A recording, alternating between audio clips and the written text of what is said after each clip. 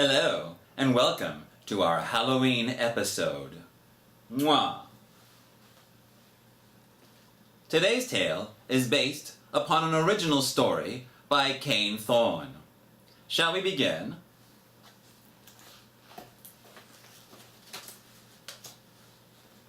The Outer Mongolian Witches from Ethiopia. Once upon a time, there was an Englishman named Ralphie George who wanted to kill a friend of his named John Bolstridge for some unknown transgression.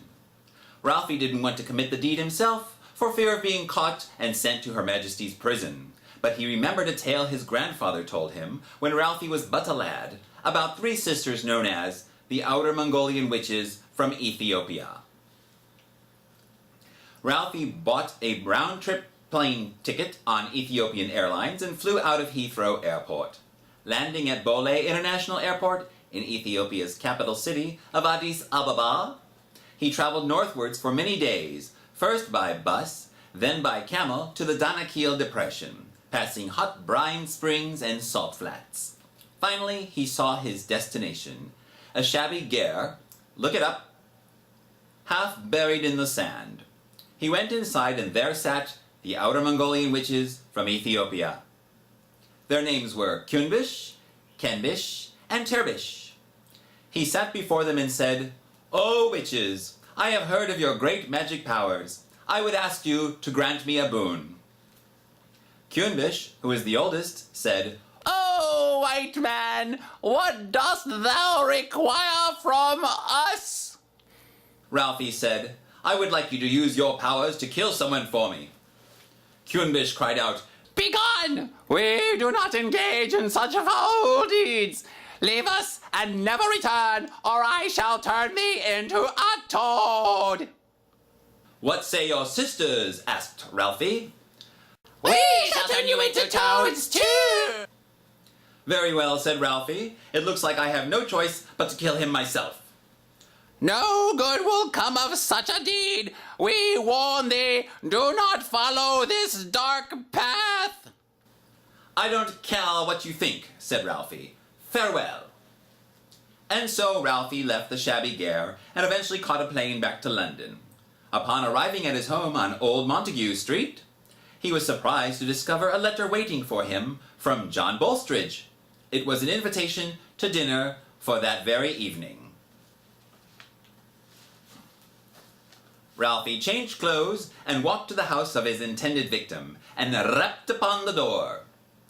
In his coat pocket was an antique Webley Fosbury automatic revolver and some bullets. "Oh, hello, Ralphie," said John as he opened the door. "Oh, hello, John," said Ralphie. "Frightfully nice of you to invite me to dinner like this." "Think nothing of it," said John. "The butler has gone to fetch KFC." "KFC!" cried Ralphie, aghast.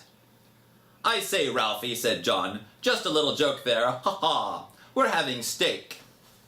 "You and your little jokes, your never-ending little jokes," seethed Ralphie, his mouth tightening momentarily into a scowl before he caught himself and relaxed.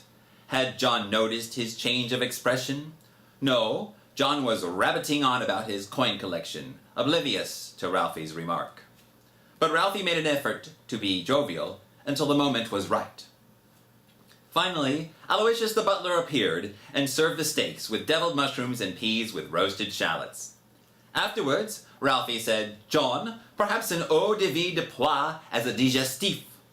"Of course, Ralphie," said John. He rang a little bell to summon the butler, but after several minutes, Aloysius had not appeared. "The butler is undoubtedly indisposed," said John.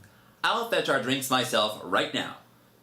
After John left the room, Ralphie took advantage of his absence to load his revolver. A few minutes later, John returned, followed by Aloysius, who seemed slightly flushed, but was carrying a silver tray with a digestif and 2 snifters. "I found Aloysius," said John. "He had gone to a cottage down the road. Here's the digestif. You'll find it most delectable." "Pity you won't be around to enjoy it," said Ralphie.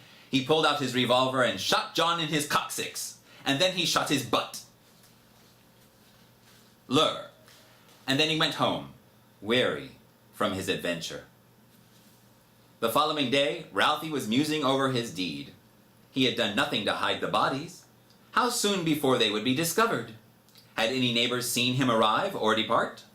Thoughts filled his head like the buzz of angry insects. He suddenly felt trapped by the walls of his sitting room. So he put on his coat and went outside. As he stepped off his front doorstep, a San Francisco streetcar ran him over. His neighbor's German housekeeper, a Frau Schwartz, hearing his cries of distress, dropped her broom and called 999. This is the United Kingdom, not the United States, so it's not 911. Ralphie awoke to find himself in London Major General Hospital, with a man peering at him. "I'm Dr. Williamson," said the man. "I'm glad to see you've awakened. Terrible experience you've had. Your limbs were amputated by that streetcar." "Oh, be serious, doctor," said Ralphie. "Pull yourself together." "It's true. Look at your arms and legs," said the doctor. Ralphie looked down and gasped. "By Jove, stitches!" "Yes," said the doctor. "Come back next week and we'll remove the stitches. You may go now." But as Ralphie left the hospital and was hobbling on his crutches towards Cockfuster Station and thinking how lucky he was to have cheated death, he was struck by, ironically enough, an ambulance. Dimly aware that he was sharing the gurney with another man who had been in some minor accident, Ralphie was taken back to London Major General Hospital. He awoke in his old room with Dr. Williamson peering at him again. "By George, Mr. George," said the doctor, "your liver, spleen, right kidney, pancreas, left lung, stomach, and gallbladder were crushed. Fortunately, the decapitated man in the ambulance next to you, a Mr. Hammond, was otherwise in perfect health, so he gave you his organs." Ralphie looked down and saw a fresh set of stitches decorating his torso. Combined with the ones on his limbs, they made an interesting, if macabre, pattern.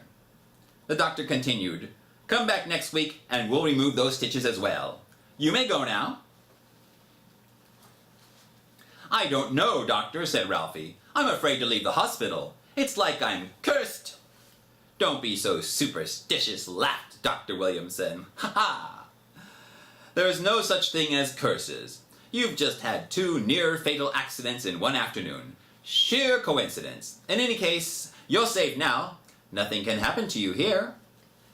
And then a Piper J3 Cub crashed into the hospital room, creating quite a gash in Ralphie's skull with its propeller.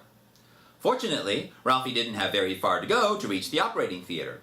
But as he regained consciousness, he saw through a spinning haze that he was back in his old hospital room.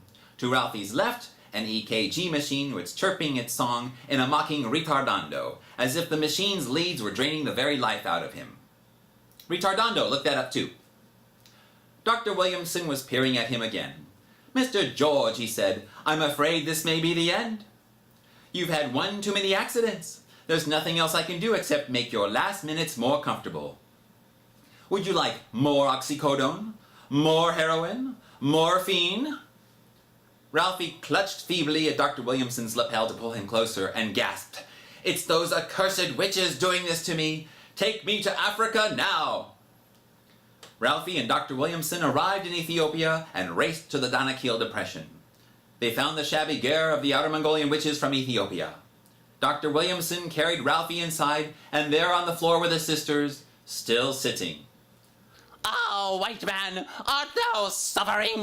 Thou art at death's gate, and upon thy last breath thou shalt be cast into the pits of Avicii and burn forever for thy unforgivable transgressions. We warn thee not to carry out thy wicked plan." And upon his last breath, Ralphie croaked, "I'm sorry." "Apology accepted. You're safe. Go home." Ralphie was instantly healed, and he and Dr. Williamson went back to London in time to catch the football match on the telly. The end.